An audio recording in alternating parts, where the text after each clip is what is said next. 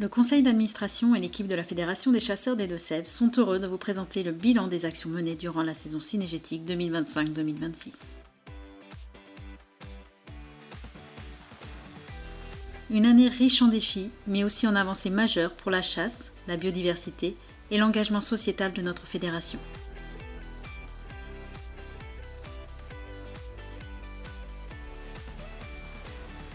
La saison 2025-2026 a été marquée par l'absence prolongée de notre président Guy Tallino pour raison de santé.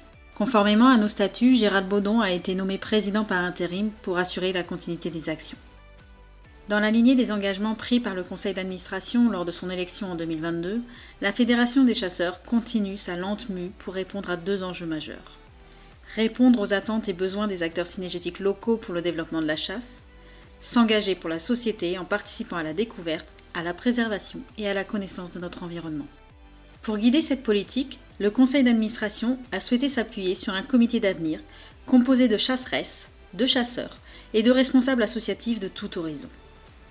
Ce comité d'avenir, créé en fin 2025, a pour vocation d'être un soutien actif à la décision de la politique fédérale. De plus, le conseil d'administration s'appuie sur une équipe d'une vingtaine de salariés répartis dans les différents pôles et services. Le service administratif, le service technique avec les pôles petite faune, grande faune, agroécologie et ébocage, le service éducation à la nature, formation et communication, le service environnement. Cette équipe est également épaulée dans ses différentes missions par des jeunes accueillis dans le cadre de volontariat en service civique ou de stages de différents niveaux scolaires. Répondre aux enjeux sociétaux, c'est aussi limiter son empreinte environnementale. La fédération continue sa mue administrative pour demain utiliser le minimum de papier. Les moyens de communication dématérialisés ont remplacé les envois postaux. Les outils informatiques mis à disposition doivent désormais fluidifier la communication entre les adhérents et la fédération. Ces moyens mis à disposition doivent être priorisés pour limiter les coûts tant pour la fédération que pour ses adhérents.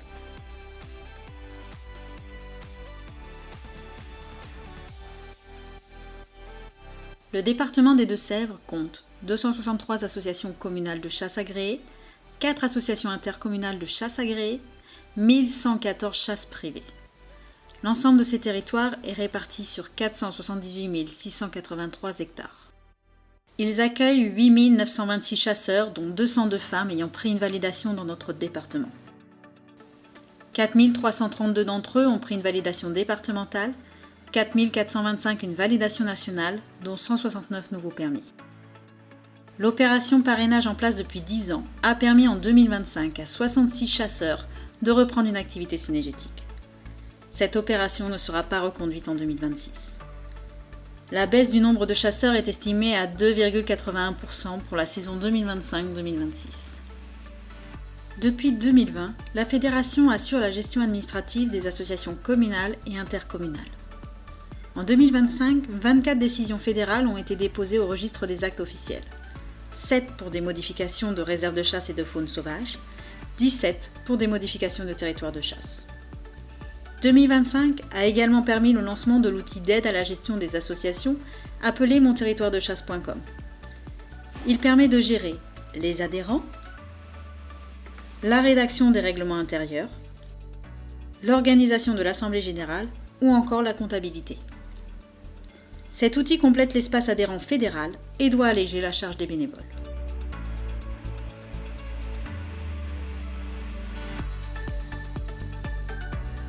La chasse évolue sans cesse et son acceptation sociétale passe par la formation des chasseurs aux enjeux forts, notamment sur la sécurité.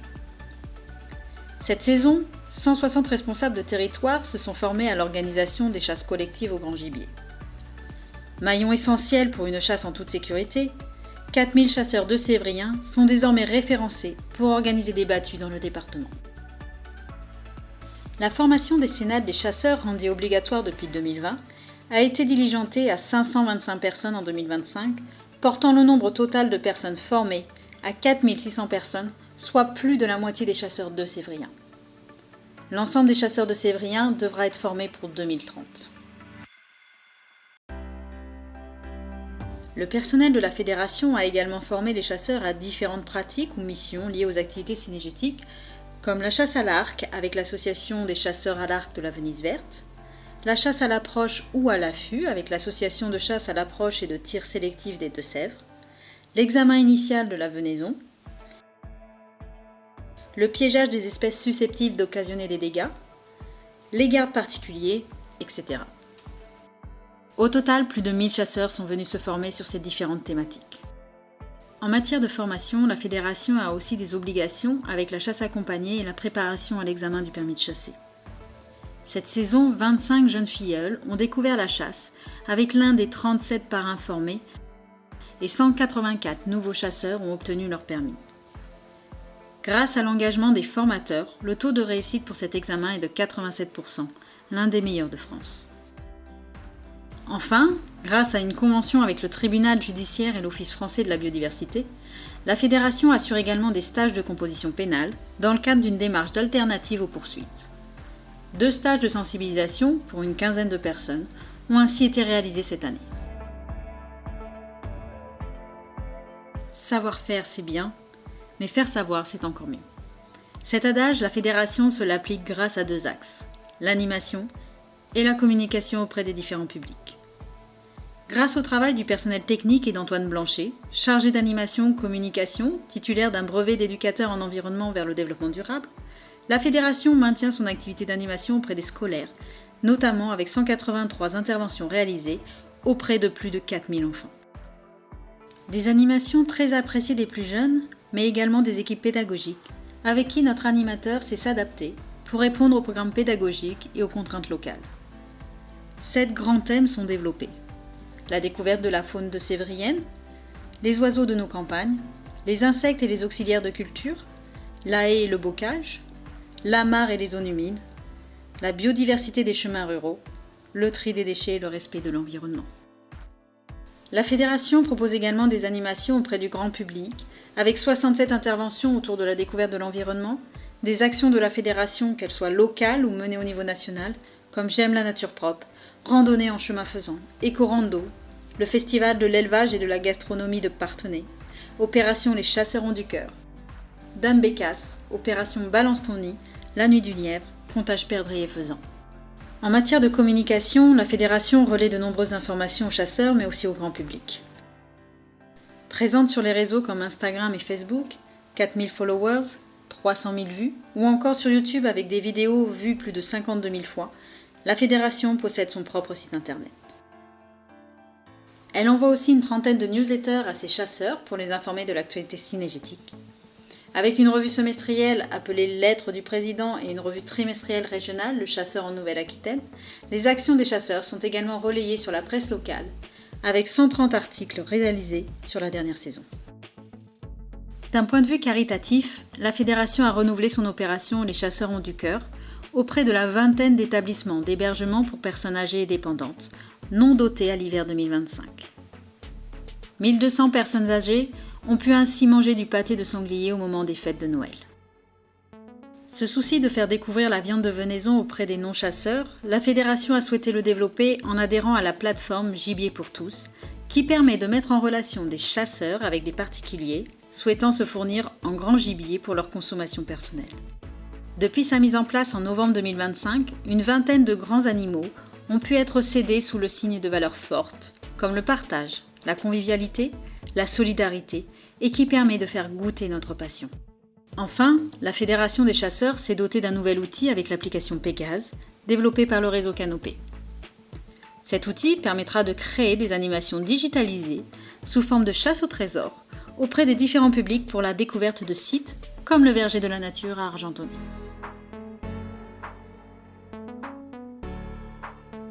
Ces différentes animations et communications ne seraient pas possibles sans des actions concrètes et réalisées préalablement en faveur de la biodiversité. Un second adage de Sévrien dit que sans diversité végétale, pas de diversité animale.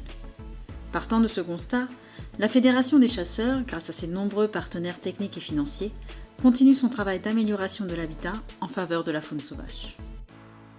Grâce au pôle agroécologie et bocage ainsi qu'au service environnement de la Fédération, de nombreuses actions ont été menées cette saison. Le département est un département principalement à vocation agricole, dont la profession est un acteur privilégié. En 2025-2026, grâce aux exploitants agricoles, il a été implanté 190 hectares de cultures faunistiques sur 500 parcelles avec 177 exploitants. De plus, l'accueil du milieu en automne est également important pour la préservation de certaines espèces chassables ou protégées. La conservation des chaumes de céréales, avec ou sans semis avant récolte, ont été réalisées sur 32 exploitations du département, principalement engagées dans les programmes de réintroduction du faisan ou de la perdrix. C'est ainsi que 730 hectares ont ainsi pu être conservés. Le coût total de ces opérations est de 46 000 €, répartis entre l'achat des semences ou les rétributions à la profession agricole. Une partie est financée par le programme Biodivena, fruit de l'éco-contribution. La fédération souhaite généraliser les semis sous couvert avant récolte des céréales. Pour cela, une parcelle expérimentale avec des essais de variétés différentes a été menée sur le giasque Pelbois-d'Yves et Bouleur dans le cadre d'un financement Agrifaune.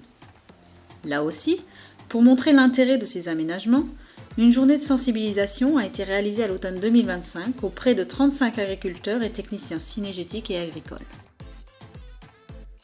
Enfin, des échanges entre le pôle agroécologie, des responsables d'ACCA du Niortais et le conseil départemental sont en cours pour une éventuelle gestion de parcelles en faveur de l'avifaune de plaine. Un premier chantier de sensibilisation sur la gestion d'une haie bordurière a été réalisé en janvier, ainsi qu'un conventionnement pour la gestion de bandes enherbées, élément important.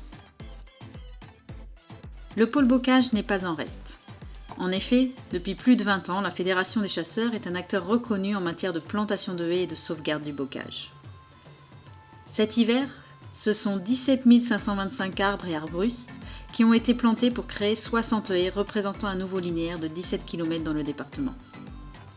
À cela, il faut ajouter 5 380 m² de bosquets, le tout pour un investissement matériel de 47 600 €.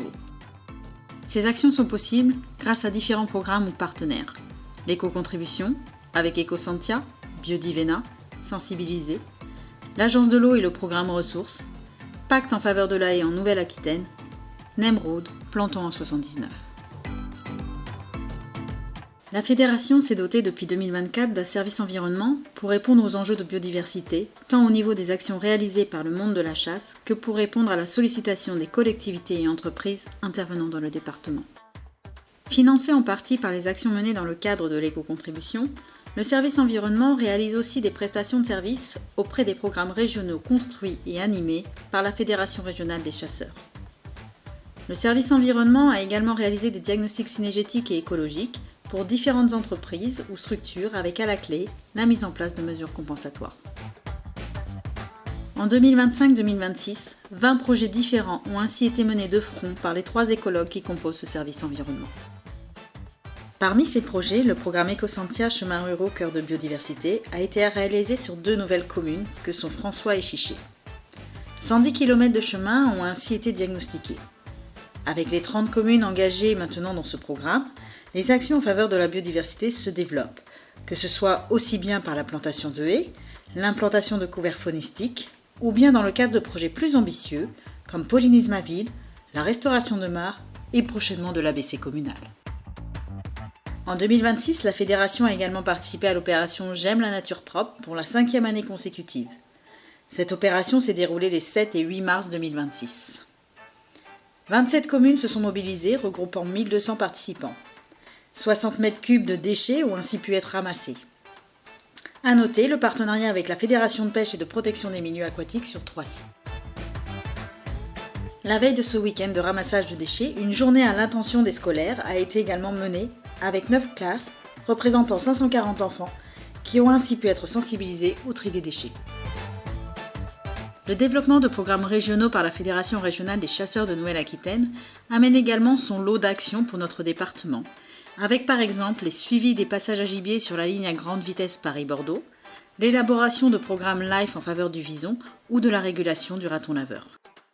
Le service environnement a également réalisé un accompagnement sur des mesures environnementales ou cynégétiques auprès de porteurs de projets et plus particulièrement ceux liés à la fourniture électrique ou à la gestion de l'eau. L'ensemble de ces actions ne serait pas possible sans le soutien financier et technique de nos partenaires.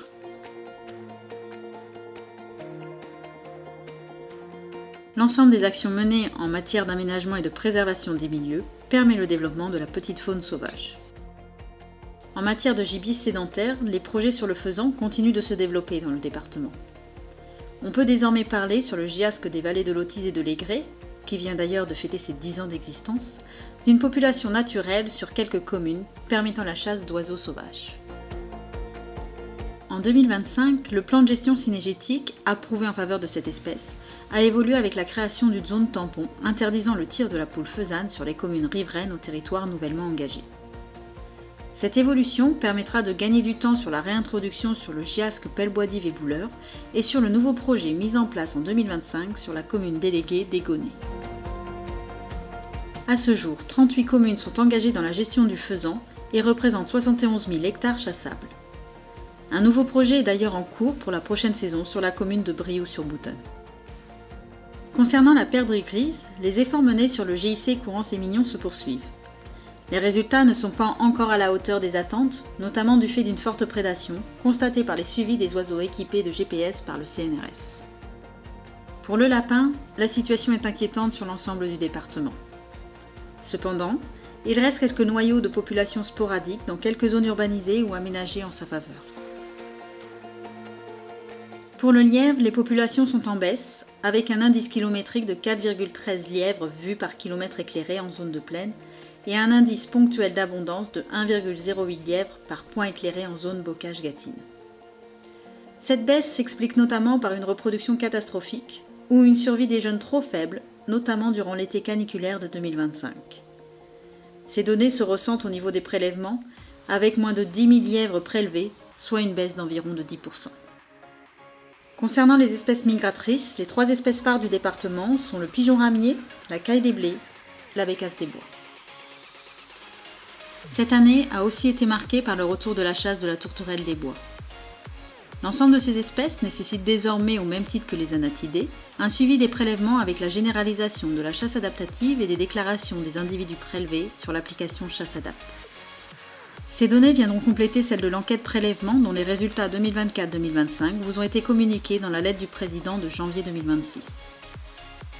Après 10 années de mise en place, cette enquête rencontre toujours un engouement des chasseurs. 577 d'entre eux y ont participé en 2024-2025.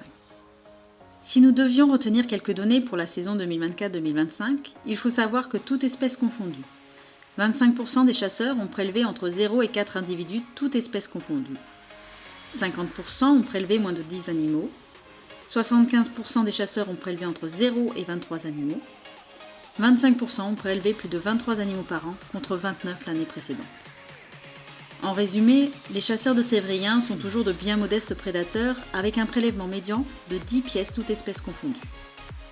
Cette enquête a été reconduite en 2025-2026 auprès de 1800 chasseurs tirés au sort. Les résultats vous seront fournis en janvier prochain. Au niveau des espèces susceptibles d'occasionner des dégâts, l'arrêté ministériel pour la période 2023-2026 se terminera le 30 juin 2026. Une nouvelle liste sera élaborée à compter du 1er juillet 2026. Durant cette année, la Fédération a centralisé les différentes données liées aux populations et aux dommages dans un contexte compliqué. En effet, la pression qui pèse sur ce classement des ésodes est de plus en plus constante et où la place de l'homme et de ses activités humaines ne sont plus considérées. La demande de classement réalisée par Monsieur le Préfet pour 2026-2029 concerne le renard, la corneille noire et le corbeau freux, dont certains osent dire que les populations sont en baisse ou exterminées.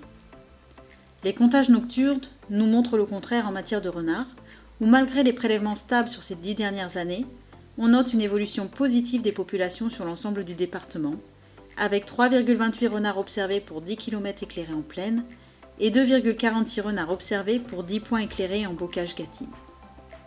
Un long combat juridique attend les chasseurs dans les prochains mois. Après nous être intéressés au petit gibier, attardons-nous maintenant sur le grand gibier qui se porte bien. Concernant le chevreuil, la saison 2025-2026 a été la première du 5e plan de chasse triennal, mais également la première pour la mise en place du tir à la grenaille. Au total, 13 947 chevreuils ont été attribués pour 3 ans, soit une moyenne à prélever annuelle de 4 650. En 2025-2026, le plan de chasse s'élève à 3 559 bracelets utilisés, soit un taux de réalisation de 76%. Concernant le cerf, autre espèce soumise au plan de chasse, ce dernier continue sa colonisation du département. Lors de cette saison, 295 bracelets ont été attribués, permettant le prélèvement de 172 animaux, soit un taux de réalisation de 58%. Enfin, concernant le sanglier, la situation est critique dans le département. 2025-2026 est une année record avec 4700 prélèvements réalisés au 31 mars 2026, soit une augmentation de 40% par rapport à la moyenne des 4 dernières, où les prélèvements étaient stabilisés autour de 3300 individus. Les zones noires du département se situent dans le Marais Poitevin, la plaine de Niort-Nord et le secteur de Secondigny. D'une manière générale, la situation est également critique sur la face ouest du département. Cette augmentation des populations est en corrélation avec une augmentation des dégâts occasionnés par l'espèce sanglier. 2025-2026 est déjà une année record, avec 290 000 € de dégâts payés aux exploitants agricoles au 1er février 2026 et un prévisionnel au 30 juin 2026 estimé à 330 000 €. La disparition du plan d'accompagnement des dégâts par l'État français, les populations toujours plus importantes de sangliers, malgré un effort conséquent de nombreux territoires pour prélever toujours plus d'animaux, laisse entrevoir une situation tendue pour les prochaines campagnes. L'ensemble de ces informations ont été transmises aux adhérents de la fédération lors des 19 réunions d'unité de gestion réalisées en février 2026. 650 participants ont ainsi pu échanger sur la nécessité de faire évoluer la contribution territoriale dégâts mutualisée vers une contribution sectorisée. Des échanges avec la profession agricole ont également été lancés au printemps 2026 pour faire évoluer les pratiques en matière de prélèvement, avec une réflexion sur le classement ESOD du sanglier sur certaines zones du département. Enfin, sur cette problématique du sanglier, la fédération rencontre des difficultés face à certaines zones difficilement chassables, comme les abords des grandes routes, ou les sites ICPE, installations classées pour la protection de l'environnement, comme les carrières à ciel ouvert. La fédération se félicite des bonnes relations avec les gestionnaires de ces sites et de l'administration pour permettre des interventions ponctuelles. Elle regrette cependant l'attitude d'une poignée de gestionnaires de zones protégées qui, par idéologie, limitent des interventions pourtant d'intérêt général. Concernant le grand gibier, la saison 2025-2026 a vu la mise en place des premières collectes de ramassage et de traitement des déchets de venaison. Après une phase test sur le Marais Poitevin, la fédération a souhaité proposer une collecte basée sur la mutualisation avec prise en charge d'une partie des frais par les collectivités locales. 2 communautés de communes, celles de Val-de-Gâtine et du Thouarcé, et 2 communes, Montcoutan-sur-Sèvre et Lezay, se sont engagées en 2025-2026. La Fédération des chasseurs, grâce au soutien financier de la région, met à disposition les bacs de ramassage et prend en charge 50% des frais de collecte. Les collectivités se voient facturer les 50% restants. Les territoires de chasse fournissent le lieu de stockage et le bénévole qui gère l'enlèvement des déchets. Cette saison, 10 tonnes de déchets ont ainsi pu être ramassées sur les 10 points de collecte. La gestion des espèces passe également par le suivi sanitaire dans le cadre du réseau SAGIR. 2025-2026 aura été marqué par le retour en force de l'influenza aviaire, hautement pathogène sur la faune sauvage et les élevages avicoles sur un grand quart nord-ouest du département, interdisant la chasse des oiseaux d'eau et du gibier à plumes dans les zones humides. Cependant, les chasseurs sont pleinement impliqués dans le suivi de la faune sauvage et dans la mise en place des mesures de biosécurité pour limiter la propagation de la maladie. Cette saison aura également fait l'objet d'un suivi de la tuberculose dans la faune sauvage et notamment du blaireau à la suite de la détection des cas de 2024. En plus des suivis réalisés dans le cadre de la grippe aviaire et de la tuberculose, la fédération réalise des suivis sur l'ensemble de la faune sauvage qui est soumise à l'impact de nombreuses maladies et virus. Le personnel technique de la fédération a récolté en 2025-2026 19 cadavres d'animaux, principalement des lièvres, blaireaux et sangliers. En plus, la fédération prend en charge les analyses de la trichinellose sur les territoires de chasse souhaitant servir du sanglier au repas de chasse. 105 analyses ont ainsi été réalisées et font état d'une négativité à 100%. La Fédération des chasseurs, en partenariat avec le groupement de défense sanitaire et le laboratoire Qualys, participe à l'opération Ticotec. Cette étude, inédite en France, consiste à récupérer des tiques sur la faune sauvage et la faune domestique pour déterminer la présence d'un certain nombre de maladies, qu'elles soient transmissibles à l'homme ou pas, comme la maladie de Lyme, la tularemie, la pyroplasmose par exemple. Un premier bilan a été réalisé en juin 2025 et une nouvelle collecte a été lancée durant cette saison, permettant de récolter 111 échantillons. Preuve en est une nouvelle fois du rôle sociétal important du monde de la chasse avec celui de veille sanitaire. Le conseil d'administration souhaite remercier les nombreux chasseurs bénévoles du département, les responsables de territoire, l'ensemble du personnel technique et administratif de la fédération, les différentes commissions et groupes de travail, les partenaires techniques et financiers pour leur engagement pour la chasse de sévrienne.